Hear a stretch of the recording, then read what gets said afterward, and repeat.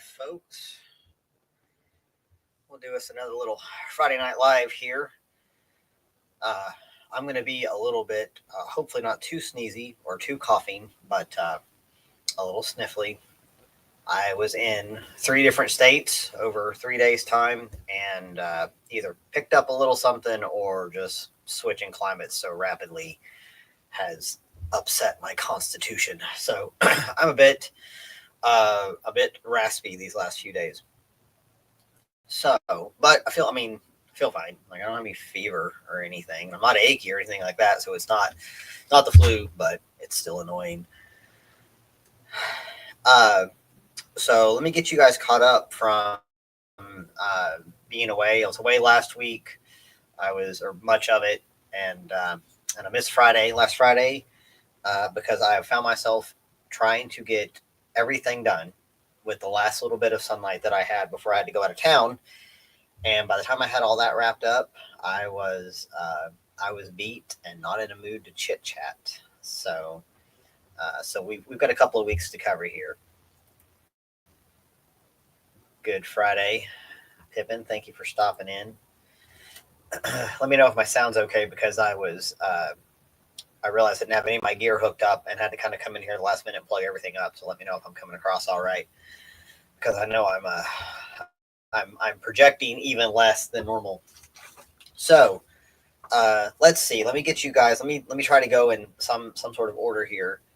I believe when I wrapped up 2 weeks ago on Friday, I had plans in place to do a little lamb harvest.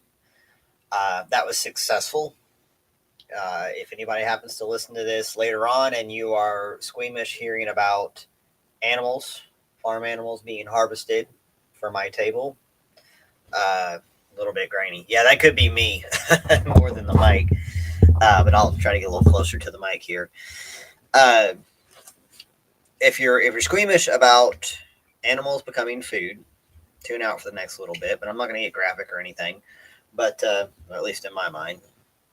But so we had this ram who he was born. I think he was born in March, and suddenly decided he didn't want to be in the fence anymore.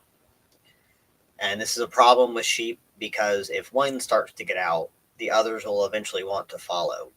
Everybody else seemed to be respecting the fence, and I did make sure that the fence was okay. And the fence was powered throughout. I even tested it in the painful way, personally, and he had just decided that he did not want to obey the electric fence. He had other places he wanted to be, and that means that you get harvested. This guy was going to get harvested anyhow because he was a ram lamb, and we're not really going to be retaining those at this time. So he just perhaps got harvested a little bit sooner than planned. Uh, but we had them in a paddock in a location where I was able to take a safe shot. Uh, Not this past Sunday, but the Sunday before. And I don't get a ton of practice. I don't make a lot of time to practice uh, my shooting skills, but I was able to have one successful, well placed shot that was immediately lights out for that ram. And then my friends Josh and Emily were up here to hold my hand through the gutting, skinning, and parting out of that guy. So that took us about half a day, about 4 or 5 hours from the time we dropped in to the time that we had everything in the freezer. Came up with about 30 pounds of meat in the freezer, and I'm really glad I've got that one under my belt. Butchery is something, well, large animal, I should say, large animal processing, not something I've got much experience with at all. Feel a lot better after doing that with Josh and Emily helping me out. And when it comes time to do it again, I think this time around I will still invite them up and take their assistance, but I will do less watching and more cutting. And but I'm it was relatively straightforward. So so meat in the freezer, no more trouble ram, and it was done, as humanely as I had hoped it would be. So I was happy with that aspect of things. So so stay in the fence. Although really, like I said, that was his fate regardless. It just it got expedited a little bit. So that following week, I went to I took a trip up to Indiana, and this was one of those times where when you pull up an address on Google Maps, pay attention to the time of day that you do it, because I think because it gives you the real time data. So like it basically saying if you leave right now, this is when you can expect to get there. And I must have done it at like 9 p.m. at night or something like that. So it thinks, oh, there's no traffic, so you're good to go. So what I thought was going to be about a 4 hour trip actually ended up being a little closer to 5.5 hours. Also because it assumes you're driving the speed limit, and I tend to drive right at or a little bit under the speed limit in most conditions in that old Jeep. So uh, I took a full day, I mean a full round trip day to go up to Brookville, Indiana region, which is kind of it's close to the whole Kentucky, Ohio, Indiana region there, and saw my friend Mike Sparks, who I have spent a little time with at various usually like the Kentucky Sustainable Living and Self Reliance Festival gatherings, and Mike runs Food Plant Nursery. Food Plant Nursery. Go ahead and look that up. He's got a Facebook page. He's got a YouTube channel, and this is a side hustle of his that he is working to scale up to full-time income, propagating and selling exclusively plants for edible landscaping. And this is one of those things where I could go, I could stay hyper local and probably find most of what I need for specific installations. But I wanted to go. I hadn't gotten to actually see Mike this year, so I wanted to get up there and see Mike. I wanted to see his place and offer my thoughts, because he kind of wanted to show me around and show me how he does his things, and get some feedback there, and trade tips and tricks and all that kind of good stuff. Uh, so uh, did it make a ton of sense to take a whole day to go buy a few $100s worth of stuff? I guess it depends on how you look at it. I wanted to go because I wanted to help out. I want to support his business because I want to see him succeed.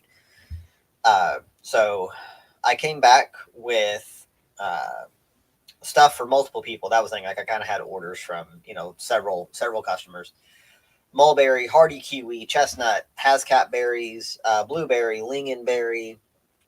I feel like there's a couple of other things that I'm forgetting. I came back with quite a bit of stuff. And some of that went to Nicole's for her tree class and some installation work I did last week. And then some came in for some of my local customers, Beth and some other people who I've done installation work for over the past few years. So we had a nice time, spent about 3 hours up there with him, walking around, looking at his farm. They rotationally graze goats. He's a tool maker, so he can build whatever he wants, which is a hell of a skill set to have. So they have a lot of nice, farm infrastructure, and they're kind of surrounded by a lot of the feedstock cropping, monocropping, that sort of thing. So there's a lot of handy people in that region, but not a lot of people doing what he's doing with the edible landscape food production. So particularly in the realm of perennials. So you guys give him a look. If he is, if it's worth a day drive up there, make an appointment to go up there and see him and buy stuff from him. He's not really set up to ship at this time. That's one of those things, like there can be a lot of sunk cost in shipping this kind of stuff. but it's worth a drive, especially if you want to see other stuff up there along the way. Nice drive, and once you're off the interstate, you've got about another hour of driving, just country roads, which is kind of sweet. So so that was a successful trip. Got in late that night. When did I do that? I think I did that on a Saturday. So so it was a long day. But I got to catch up on some podcasts, so that was nice. And the Jeep behaved itself, which was even nicer. So, so those plants all have their new homes. Everything went in onto, I guess, across 4 or 5 properties based off of everything that I picked up. And that kind of takes us to the tree class that I did last Saturday, out at the Holler Homestead in Lancaster, Nicole Sauce's place. This went really well. I was really happy with how this went. We I've been kind of working on this presentation for months, and I called it Partnering with Trees on the Permaculture Homestead, and I kind of combined my knowledge and observation off of local microclimates and landscape features, the needs of the homesteader, and the roles that trees can fulfill when you kind of pair those two things together. So I came up with a pretty extensive, for me, kind of, PowerPoint style document. We set it up in her living room. We kept it as a small class. We had 5 people, so it was real chill and conversational, which is what I wanted. Plenty of time for Q&A, especially to be able to address people's, specific site needs and that sort of thing. So I imagine at some point, I mean, I will definitely do this again. I think we're definitely going to do it again in the spring, because it doesn't matter how much I encourage people to plant your trees in the fall and winter time. Down here in Tennessee, you can do that. That doesn't necessarily work, where it's super cold, but down here we can do that. Just the same, everybody starts thinking about trees in the spring. They show up at the nurseries. Everybody wants to plant in the spring, which is fine, and you can do that successfully. But there's just a little more. You got to be ready for the heat down here if you're going to do it. If you plant in the fall and the winter, when those trees are dormant or going dormant, they have so much more opportunity to get their roots established and kind of get themselves in a place where they're not going to be drought stressed. We can get so hot so quickly here that it can be a little hard on the trees sometimes. So just something to take into account. I'm definitely going to do it again. I've already made some notes on where, based off the kind of the feedback I received, where I want to expand certain concepts, trim down on others.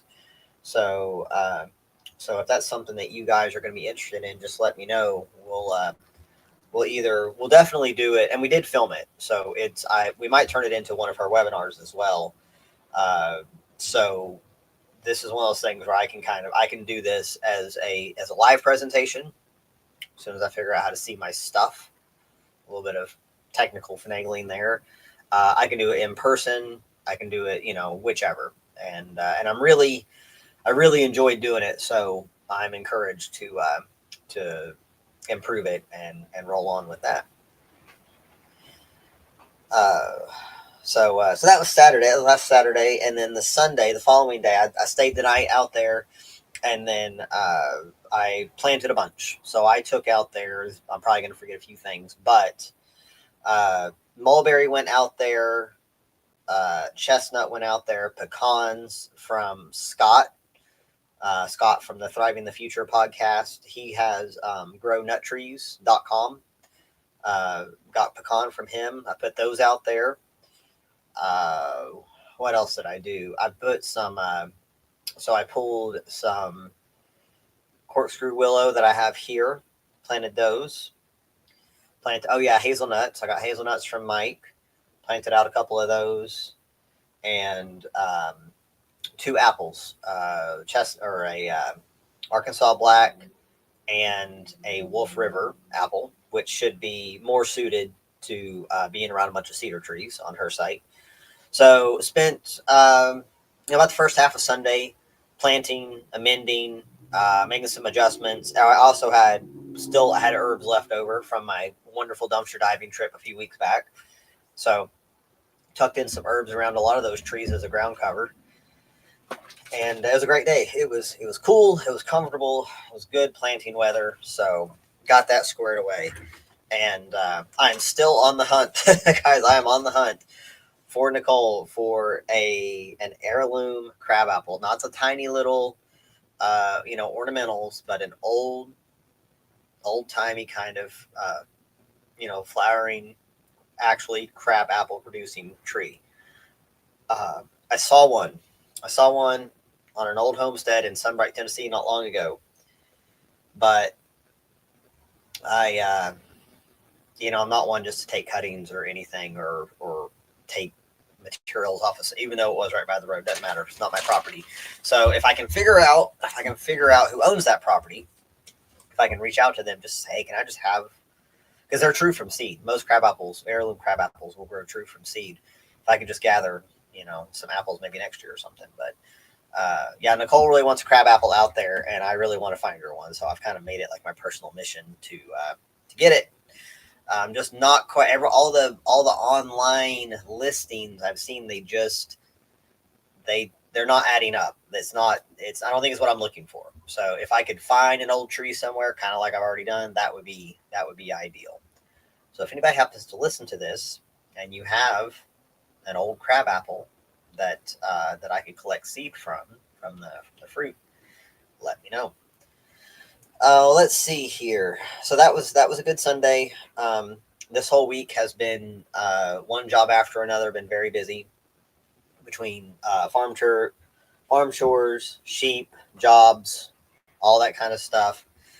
But I did get to stay home for most of today and get caught up on correspondence. And one piece of correspondence that I was very excited about is I have been invited and approved to present at the Pick Tennessee Conference in Franklin, Tennessee. That's going to be in February. I think, yeah, there's a link. There's a link in the show notes. The Pick Tennessee Conference, Pick Tennessee, they're an organization. I don't know if you call them a lobbying group necessarily, but they kind of sort of are, I guess, where they advocate for Tennessee farmers, especially with vegetables and value-added products, to get those products onto store shelves, even like big grocery stores, so not even just small farmers markets, but trying to get more eyeballs on products that are produced exclusively in Tennessee. Well, my friend Ron Bridges, who is another local farmer and a neighbor just across the bridge here from me, works with the Farmer Veteran Coalition, and they get to work with the conference and kind of suggest presenters. And so he has asked me to if I wanted to present, and I said absolutely. So I'm going to be doing actually two different presentations. One is going to be an absolute beginner's guide to rotational grazing with these sheep. And here's what one of the reasons, excuse me, why I want to do this. I adore the work of guys like Joel Salatin and Greg Judy and all those people. But a lot of these guys have been doing this kind of thing so long, they forget to convey the basics. And it's possible to dig around and get that information from them at some point. But I wanted to put together my firsthand experiences with grazing sheep on less than ideal land in several locations here on the farm, and the process, what I've observed as improving, what I've observed as needing a better kind of management. I've got a Google Doc already filled up with notes, just notes that I was just speaking into my phone as I was walking around looking at paddocks where they have been, in these last few months, and all the things that came to mind. Just a total, what we call it, total brain dump document. So I'm going to be doing a presentation on that. Really excited about that. And then one of my preferred topics of frugal homesteading. So I'm going to bring to bear what I did in the urban homesteading, plus what we've been doing here in the last 4 years on a larger piece of land, but still abiding by the same principles of, not every problem has to have money thrown at it to fix it. So two different presentations. That's going to be in February in Franklin, Tennessee.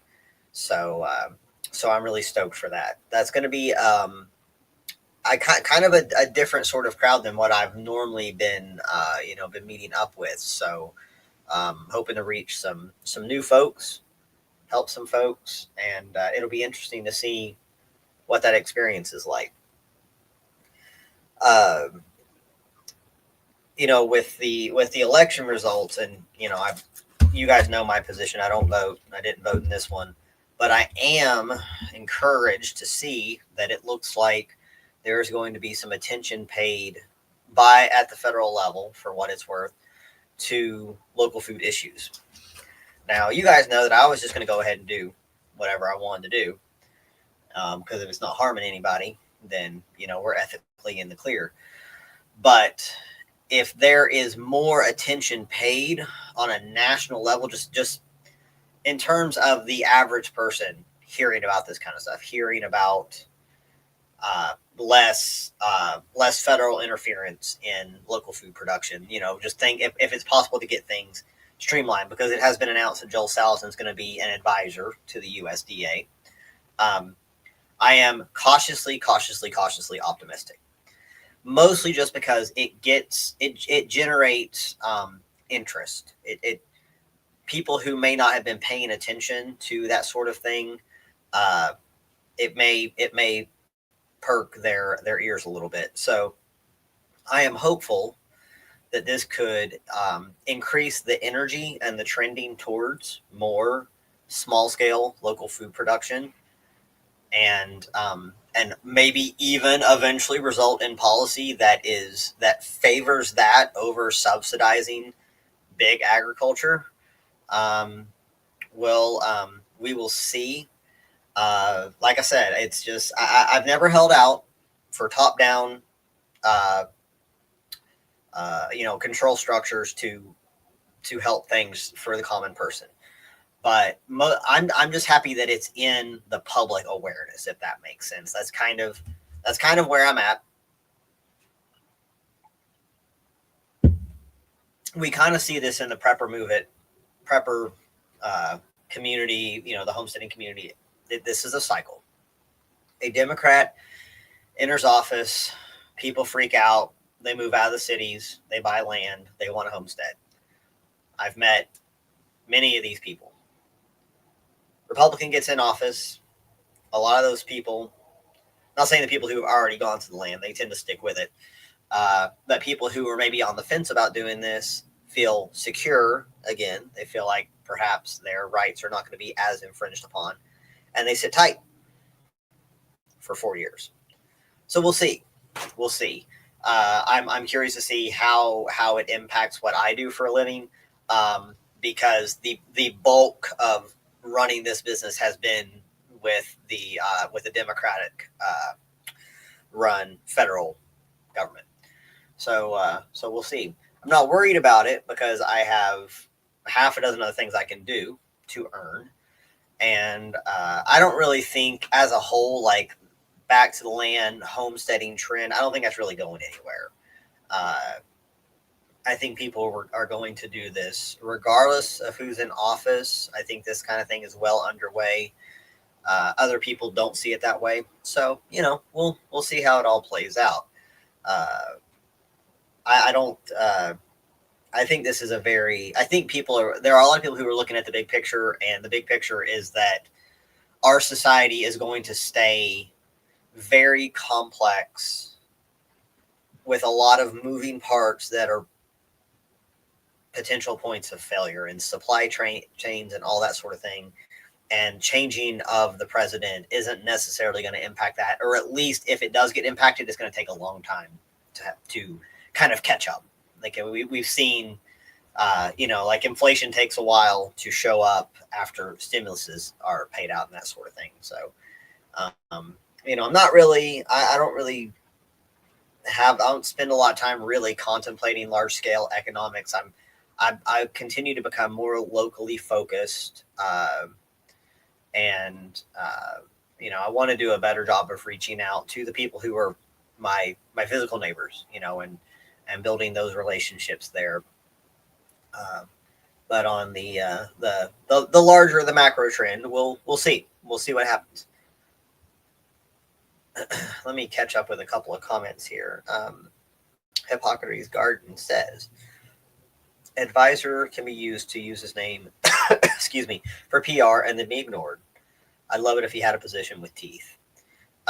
Yeah, and Billy Bond was speaking on that when his latest podcast, and I agree. Like, if you really want these things to be altered at the federal level. Why isn't he in a cabinet position? Same with Ron Paul, same with all those kind of people. And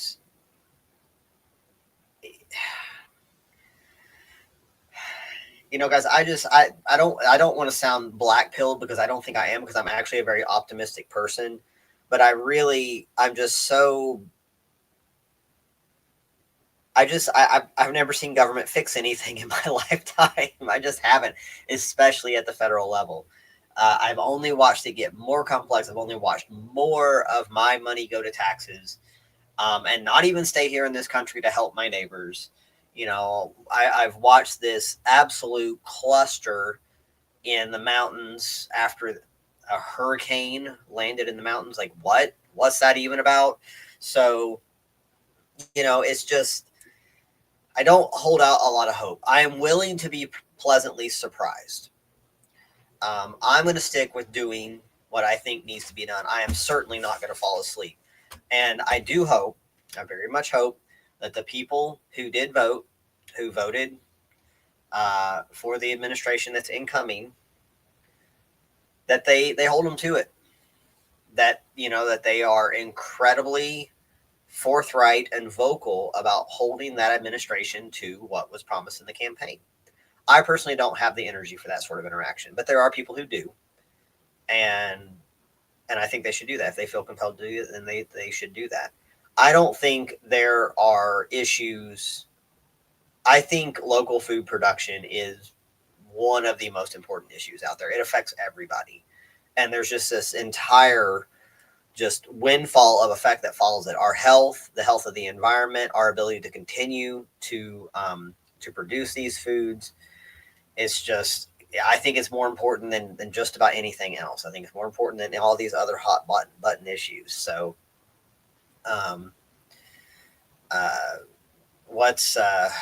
what Hippocrates is saying here.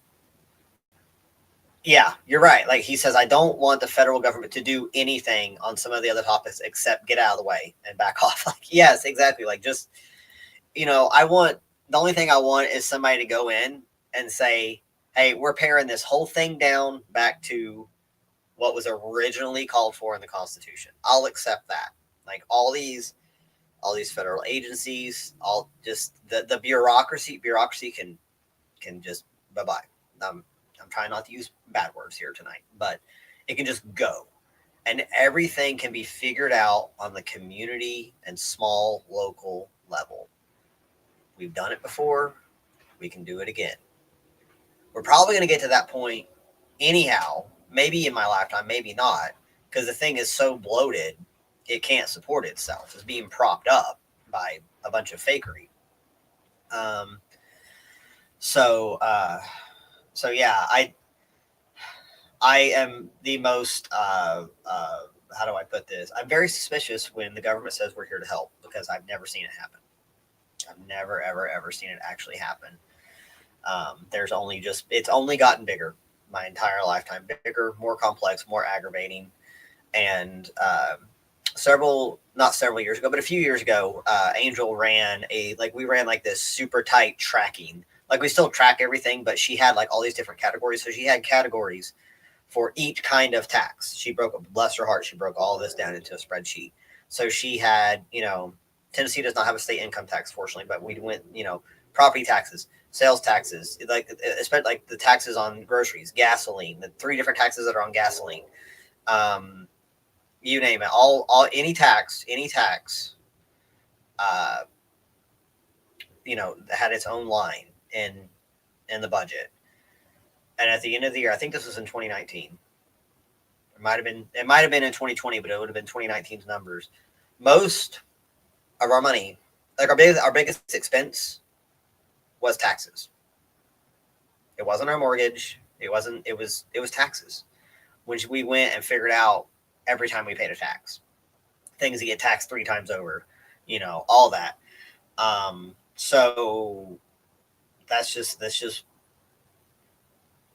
and nowhere can I find where it's, really, really benefited me or anybody I care about. So So yeah, I'm a free market guy. I'm an anarchist. I mean, that's just how it is. So, uh,